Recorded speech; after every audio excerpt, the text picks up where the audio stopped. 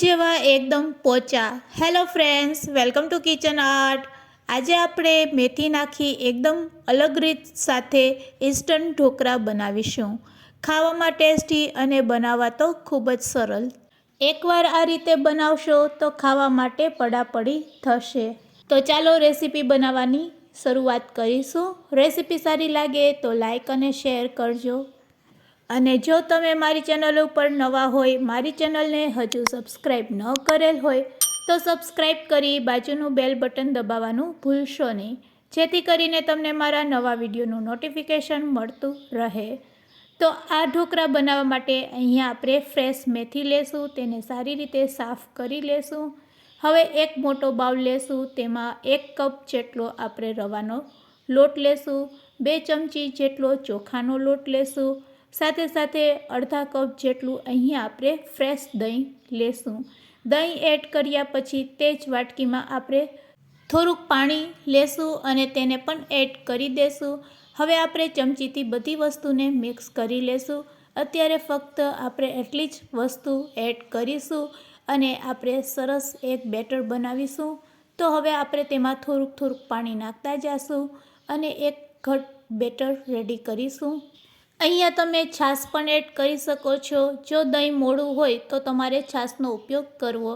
હવે આ બેટરને આપણે થોડીક વાર માટે રેસ્ટ આપીશું. 10 મિનિટ માટે રેસ્ટ આપી ફરીથી તેને ચેક કરીશું. હવે તમે જોઈ શકો છો રવો સરસ ફૂલી ગયો છે.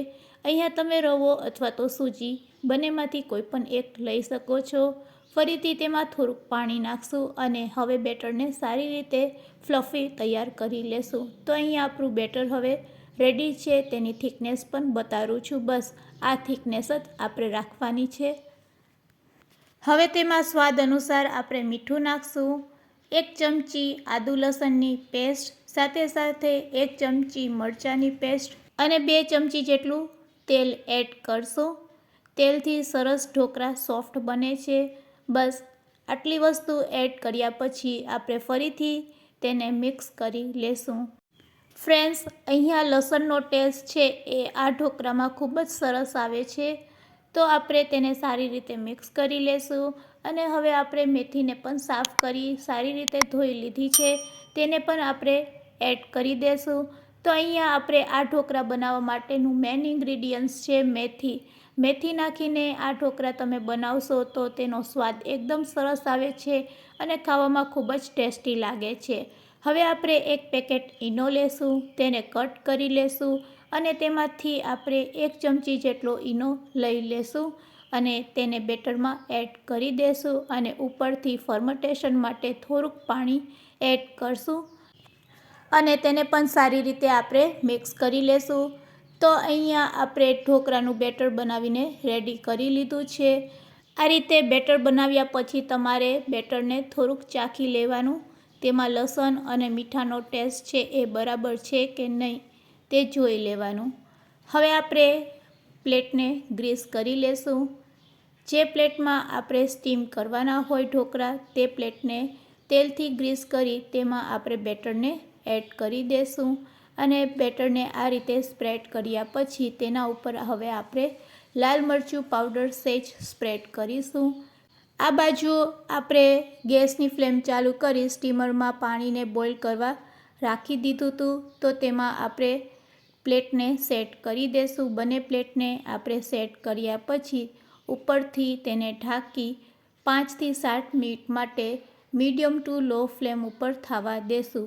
5 થી 7 મિનિટમાં જ આપણા ઢોકળા છે એ બનીને રેડી થઈ જાય છે. 7 મિનિટ થઈ ગઈ છે તો આપણે તેને ચેક કરી લેશું. તો અહીંયા આપણા ઢોકળા બનીને રેડી છે. ગેસની ફ્લેમ બંધ કરી દેશું અને ઢોકળાને ઠંડા થવા માટે 5 મિનિટ માટે રાખી દેશું. ઢોકળા જાડા બનાવવા છે કે આછા બનાવવા છે એ તમારા ઉપર ડિપેન્ડ છે. હવે આપણે ઢોકળા ઉપર આ રીતે તેલ લગાડી દેશું. આ ઢોકળાને તમે વઘારી પણ શકો છો અને સિંગ તેલ સાથે આ ઢોકળાને તમે ખાઈ પણ શકો છો. તો હવે આપણે ચાકુથી કટ લગાડી લેશું. ચાકુથી આ રીતે કટ લગાડી અને ઢોકળાને પ્લેટમાંથી દૂર કરી લેશું. તો રેડી છે આપણા ગરમા ગરમ ઢોકળા એકદમ યુનિક સ્ટાઇલમાં. એકવાર જરૂરથી ટ્રાય કરજો, ખૂબ જ ટેસ્ટી લાગે છે અને એકદમ પોચા રૂ જેવા બને છે. તો તમે જોઈ શકો છો આપણા ઢોકળા બનીને રેડી છે. તો ચાલો તેને સર્વિંગ પ્લેટમાં લઈ લેશું.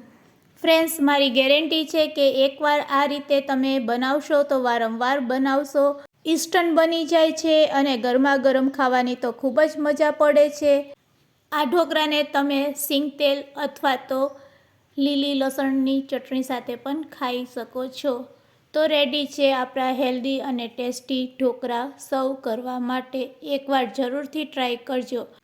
આજની આ શીખારેલી રેસીપી તમને કેવી લાગી તે મને કમેન્ટ્સમાં જરૂરથી કહેજો. રેસીપી સારી લાગી હોય તો શેર કરવાનું ભૂલશો નહીં. Thanks for watching.